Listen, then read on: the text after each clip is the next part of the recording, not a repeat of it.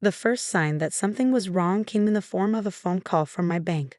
I was in the middle of fixing a customer's laptop. My small computer repair shop kept me busy but comfortable when my cell phone buzzed. Mr. Daniel Carter, this is Margaret from First National Bank. We need to discuss the defaulted payments on your business expansion loan. I frowned, setting down my screwdriver. There must be a mistake. I don't have any business loans. Sir, we're looking at a $2 million loan taken out in your name 18 months ago for Carter Enterprises. All documentation was properly signed and verified with your social security number and identification. My blood ran cold. Carter Enterprises, my twin brother Dennis's company, or at least, what I thought was his company. I need copies of all those documents, I said, my voice steady despite the panic rising in my chest. I never took out that loan. But even as I said it, I knew exactly what had happened. Dennis had always been the ambitious one, the entrepreneur who jumped from one business venture to another while I stayed in our hometown, building my modest repair shop. We were identical twins, but couldn't have been more different. Or so I thought. After hanging up with the bank, I started digging. What I found made me sick to my stomach. Dennis hadn't just taken out one loan in my name. He'd built his entire business empire using my identity. Multiple loans, credit cards, business licenses, all under my name and social security number. He'd been living as me, building his dream on my credit, while I worked honest hours fixing computers and phones.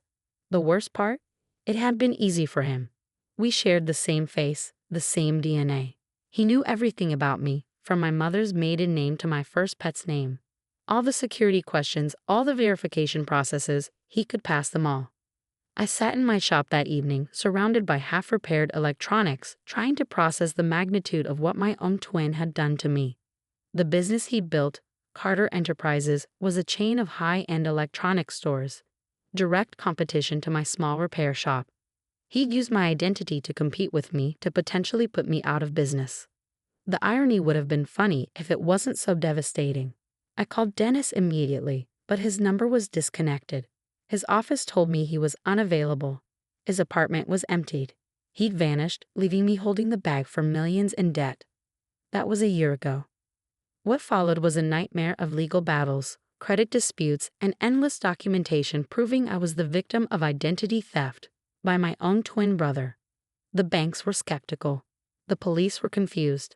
How could I prove I wasn't responsible when the perpetrator shared my DNA? But I was meticulous. I gathered security camera footage from my shop showing I was working during meetings Dennis had attended as me. I collected witness statements from my customers. Slowly, painfully, I built my case. Then, just as I was starting to get my life back on track, I got another call, this time from a hospital in Chicago. Mr. Carter? The nurse's voice was gentle. Your brother Dennis is here. He's been diagnosed with stage 4 pancreatic cancer. He's asking for you. I gripped my phone tighter.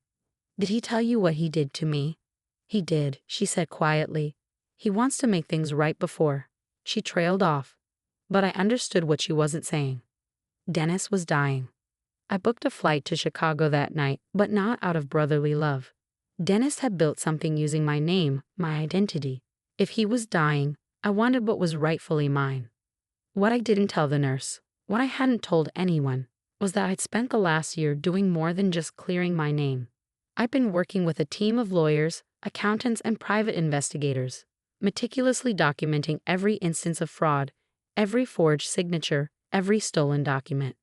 I tracked down former employees, business partners, anyone who could testify that Dennis had been impersonating me. I gathered security footage, bank records, everything that proved he'd built his empire through identity theft. Most importantly, I discovered something Dennis didn't know, because everything was in my name, legally. I owned it all. The flight to Chicago gave me time to think about our shared history. Dennis and I had been close once, before ambition and greed drove him to betray me. We'd shared everything as kids: clothes, toys, dreams.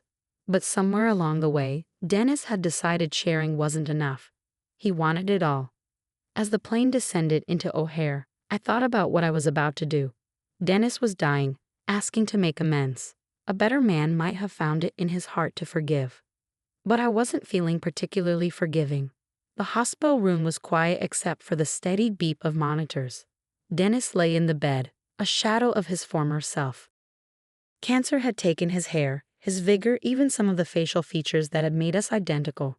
For the first time in our lives, we didn't look like mirrors of each other. "Danny," he wheezed, trying to sit up. "You came?" "Not for you," I said, staying by the door. "For what's mine?" He slumped back against the pillows, a bitter smile crossing his gaunt face. "Always the straight shooter. That's why I knew you'd be perfect." "Perfect for what?" "Having my identity stolen, my credit destroyed, my reputation ruined?" "No," he coughed, reaching for a cup of water. "Perfect to take over. Everything I built, it's all in your name anyway. Who better to run it than you?" I stared at him, not quite believing what I was hearing. "You think that's why I'm here? To take over your company?" "Our company," he corrected. "Carter Enterprises is legally yours, Danny. Always has been. I just borrowed your identity to build it." "Borrowed?" I couldn't help but laugh. "You committed fraud, Dennis. Multiple counts of identity theft. You left me with millions in debt. I almost lost everything." He waved a weak hand dismissively. "But look what I created. 20 stores across 3 states. Annual revenue of over $15 million. I took your name and made it mean something." "My name already meant something," I said quietly. "It meant honest work, satisfied customers, a business I built with my own hands, not stolen identities and fraud." Dennis's face darkened, still thinking small little brother. "That's always been your problem." I saw the bigger picture. "The bigger picture?" I pulled out my phone and started playing a recording. Dennis's voice filled the room, a conversation with a bank manager where he clearly identified himself as me kicking out another fraudulent loan. "I've got dozens more like this," I said, stopping the playback. "Security footage, witness statements, bank records, everything documenting your fraud." He shifted uncomfortably. "What's your point?" "My point is, I'm not here to take over your company, Dennis. I'm here to take back what's mine and make sure you face consequences for what you did." "I'm dying," he spat. "What more consequences do you want?" "Justice," I replied simply, pulling out a thick folder. "These are papers from my lawyers. You're going to sign a full confession, admitting to every instance of fraud and identity theft. You're going to provide details of every account you opened in my name, every document you forged, every lie you told." "And why would I do that?" "Because if you don't, I'll press charges right now.